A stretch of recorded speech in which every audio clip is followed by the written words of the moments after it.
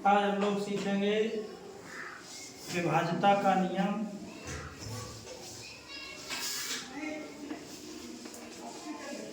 विभाज्यता के नियम।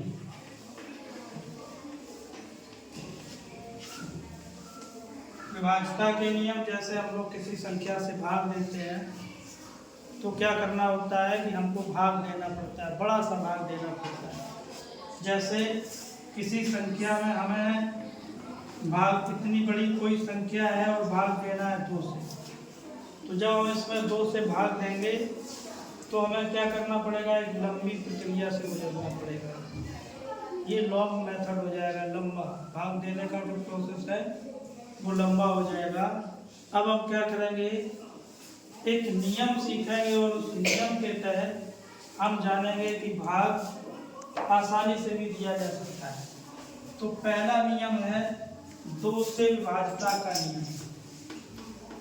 2 से विभाज्य संख्या है कि कौन कौन सी संख्याएं होंगी जो 2 से विभाज्य हो जाएंगी।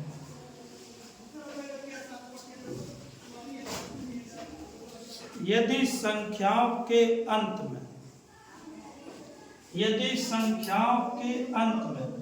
या इकाई का अंक 0, 2, 4, 6, 8, यदि इकाई का अंक 0, 2, 4, 6, 8, इनको हम कहते हैं सम संख्या। क्या कहते हैं? सम संख्या। तो यदि इकाई का अंक 0, 2, 4, 6, 8 है तो वह संख्या 2 से विभाज्य होगी। मान लो कोई संख्या आपको ऐसे दी गई है और इतनी बड़ी संख्या है, अब आपसे कहा जाए भाग दो, तो भाग बहुत लंबा हो जाएगा। हमें क्या देखना है, इकाई का अंक। क्या देखना है? इकाई का अंक। अब इकाई का अंक देखो क्या मिल गया, 8। इसका मतलब है कि ये जो संख्या आपको दी गई है ये पूरी की पूरी 2 से विभाज्य है। एक तो ये 2 से विभाज्य संख्या में पहला नियम तो ये हो गया कि यदि इकाई का अंक 0, 2, 4, 6, 8 यानी कि सम संख्या है तो वह पूरी की पूरी संख्या 2 से विभाज्य होगी। अब इसके बाद इसका दूसरा नियम आता है। दूसरा नियम है कि यदि इकाई का अंक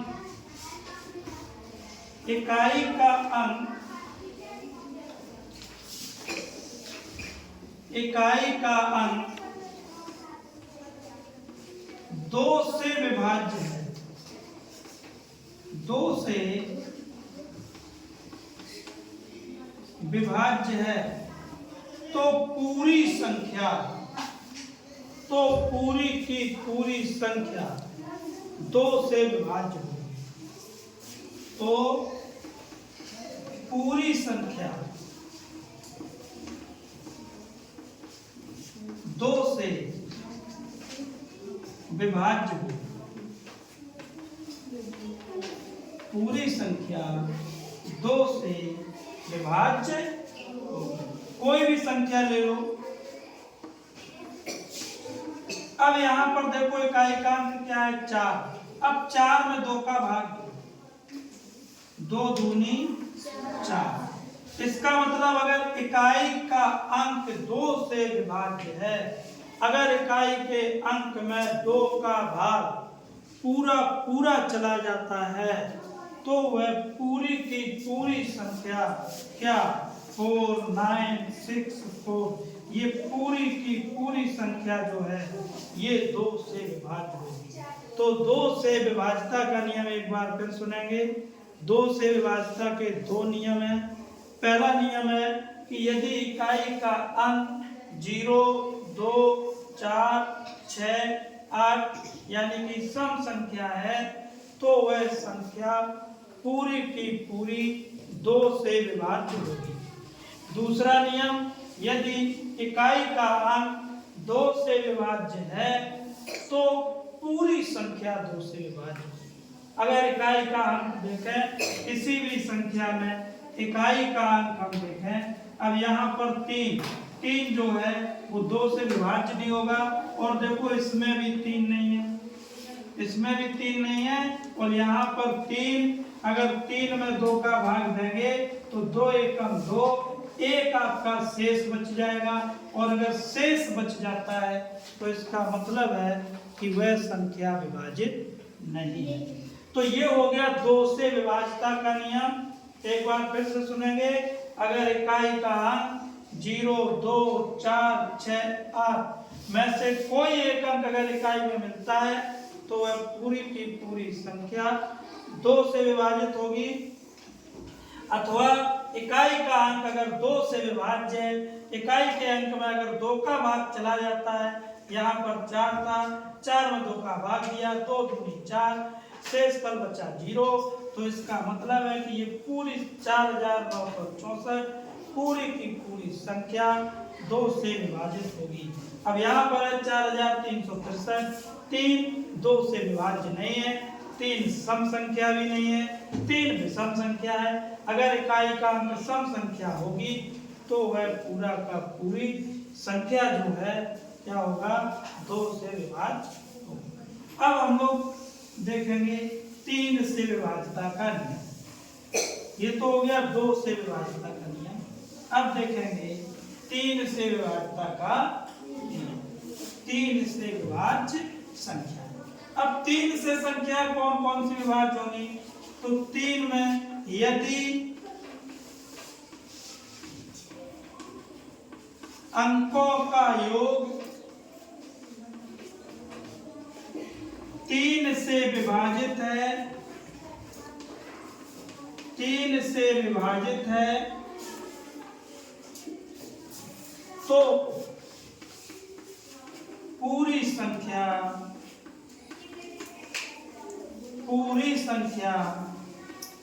3 से विभाजित होगी। अगर अंकों का योग मान लीजिए कोई दिया गया है 7, 1, 4, ये दिया गया है, और आपसे पूछा गया कि बताइए 3 से विभाज्य है कि नहीं, तो सबसे पहले क्या करना है, इनको जोड़ना है। अंकों का योग ये अंक है 7, 1, 4, इनको हमको जोड़ लेना है। जोड़ लीजिए, 7, 1, 8, 4, 12। अब जो उत्तर आएगा उसमें क्या कीजिए, 3 का भाग दे दीजिए, 3 चौको 12, और शेष क्या बचा, 0, कुछ नहीं बचा, 0। इसका मतलब है कि 714 पूरी की पूरी 3 से विभाजित होगी। अगर मान लो कोई संख्या ऐसे दी जाए 9, 6, 5 ऐसे दी जाए तो क्या करना है, सबसे पहले अंकों का योग करना है। अंकों को हम जोड़ देंगे, जोड़ेंगे तो 9, 6, 15, 15 और 5 20, 20 आएगा। अब क्या करेंगे, 20 में भाग देंगे 3 का, तो 3 छक्के 18 और 3 सत्ते 21, 3 सत्ते 21 ज्यादा हो जाएगा, तो 3 छक्के 18, यहाँ पर घटाएंगे तो 2 बच गया शेष। अब इसमें शेष बच गया, इसका मतलब है कि 965 जो संख्या है वो 3 से विभाजित नहीं है। तो 3 से विभाज्यता का नियम क्या है कि यदि अंकों का योग 3 से विभाजित है तो पूरी संख्या 3 से विभाजित होगी। इसके बाद आता है 4 से विभाज्यता का नियम।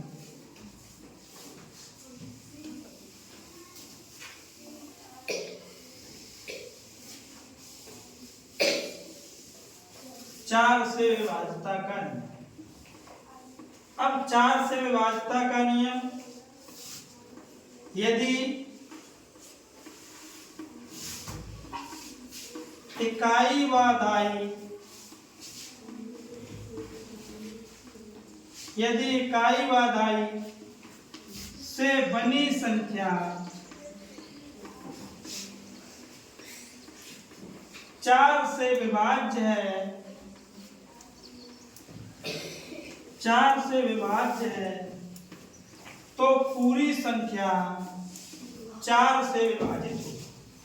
कोई भी आपको कितनी भी बड़ी संख्या दी हो, अगर इकाई और दहाई से मिलकर बनी संख्या है, अगर वो 4 से विभाज्य है तो पूरी की पूरी संख्या 4 से विभाजित होगी। जैसे मान लो कोई संख्या दिया गया है, ये संख्या दी गई और आपसे पूछा गया कि बताइए 4 से विभाजित है कि नहीं, तो हमें इकाई और दहाई देखना है। इकाई और दहाई से बनी संख्या कितनी हो गई? 24। 2 अंक लेने हैं और 24 में क्या करना है? 4 का भाग दे देना है। तो 4 × 24, शेष क्या बचा? 0। इसका मतलब है कि 4624 जो संख्या है वो पूरी की पूरी 4 से विभाजित है। अब मान लो दे दिया जाए 9365, तो हम क्या करें कि 65 में 4 का भाग दे दें, 65 में 4 का भाग दे दें। इकाई और दहाई से बनी संख्या है 65 और 65 में 4 का भाग दे दें, तो 4 एकम 4, यहाँ बचा 2, 5 को नीचे उतार लिया, 4 × 24, 5 में से 4 गया 1 और 2 में से 2 गया 0 और 1 बच गया शेष फल। इसका मतलब है कि 9365 4 से विभाज्य नहीं होगी। 9365 4 से विभाज्य नहीं होगी। तो इसके लिए क्या करना है? इसके लिए आपको याद रखना है कि यदि इकाई व दहाई से बनी संख्या 4 से विभाज्य है तो पूरी की पूरी संख्या 4 से विभाजित होगी। एक बार फिर सुनेंगे, अगर इकाई व दहाई से बनी संख्या 4 से विभाज्य है तो पूरी की पूरी संख्या 4 से विभाजित होगी। अब आता है 5 से विभाज्यता का नियम। 5 से विभाज्यता का नियम। तो 5 से विभाज्य संख्याएं कौन कौन सी हैं? 5 से विभाज्य संख्या यदि, देखो बहुत सरल नियम है। इकाई का अंक 0 व 5 है तो पूरी संख्या 5 से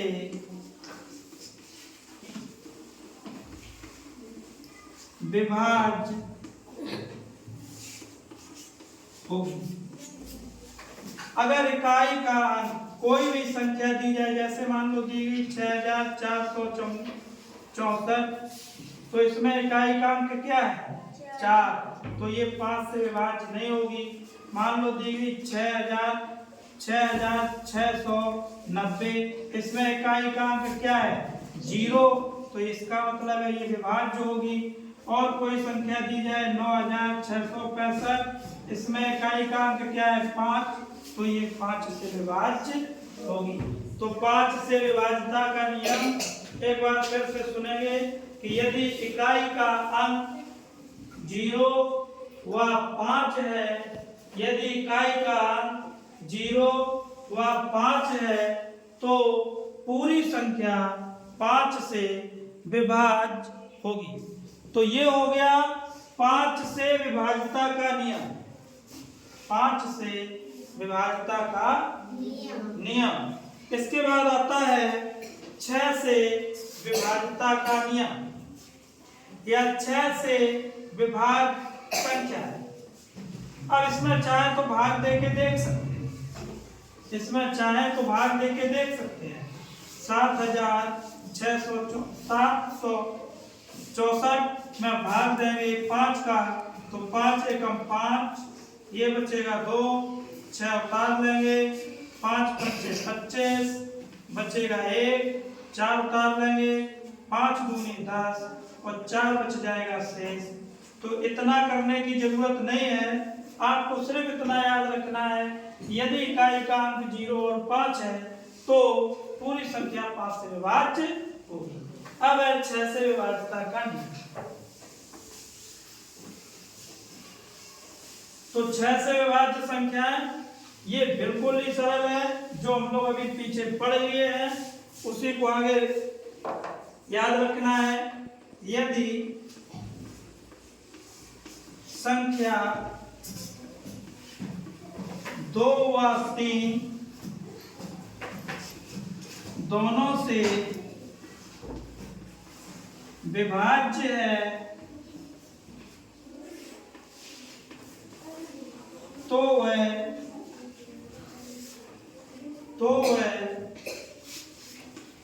6 से भी विभाज्य होगी। तो वह 6 से भी विभाज्य होगी। अगर मान लो कोई संख्या आपको एक दी गई 12, कोई संख्या आपको दी गई 18, कोई संख्या आपको दी गई 25, तो हमें ये चेक करना है। देखो 12 में इकाई का अंक 12 में इकाई का अंक बराबर 2, और इसका मतलब है कि 12 2 से विभाज्य होगी। 12 संख्या 12 2 से विभाज्य होगी। अब हम लोग चेक कर लेंगे 3 से विभाज्यता का नियम। तो 3 से विभाज्यता का नियम क्या होता है? अंकों को जोड़ दो, 3 आया और फिर उसमें 3 का भाग दे दो, तो 3 एकम 3, तो 12 3 से विभाज्य है। अब ये देखो 2 से विभाज्य, 3 से विभाज्य है, इसलिए संख्या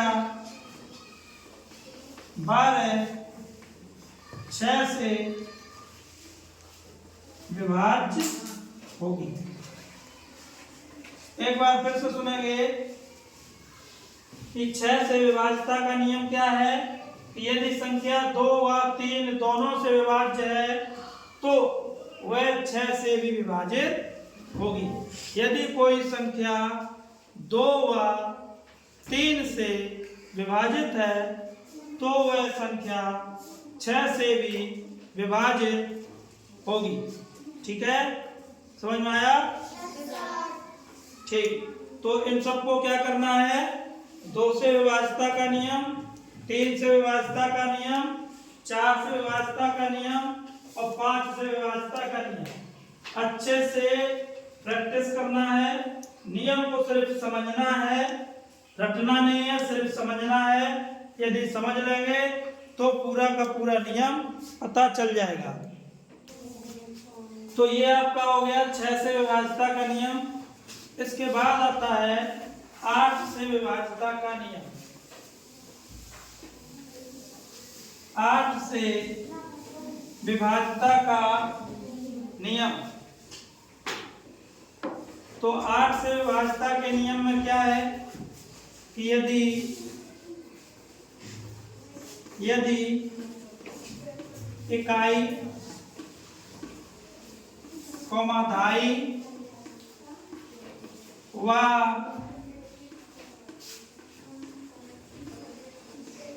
सैकड़े से बनी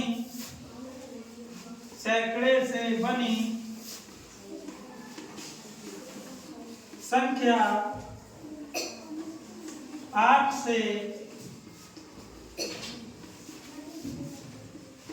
विभाजित है तो पूरी संख्या 8 से विभाजित होगी। तो 8 से विभाज्य संख्या कौन कौन सी होती हैं? यदि इकाई, दाई और सैकड़े से बनी संख्या, मान लो कोई संख्या दी गई है 15,128, 15,128 और हमें चेक करनी है कि 8 से विभाजित है कि नहीं है। तो हम क्या करेंगे, इकाई, दाई और सैकड़ा, ये 3 अंकों से बनी संख्या ले लेंगे। इकाई की तरफ से इकाई, दाई और सैकड़े से बनी संख्या लेंगे। तो ये हमारे पास है 128, इसमें हम 8 का भाग देंगे। अगर ये संख्या पूरी 8 से विभाजित हो जाती है तो 8 का जब इसमें भाग देंगे तो 8 एकम 8, ये बचेगा 4 और ये 8 नीचे उतार लिया तो 8 6 48। ये देखो जो पूरी संख्या थी वो बचा क्या शेष, नीचे 8 में से 8 चली गई 0, 4 में से 4 गई 0, शेष क्या बचा 0। इसका मतलब है कि 128 8 से विभाजित है। 128 अगर 8 से विभाजित है तो ये पूरी की पूरी संख्या 8 से विभाजित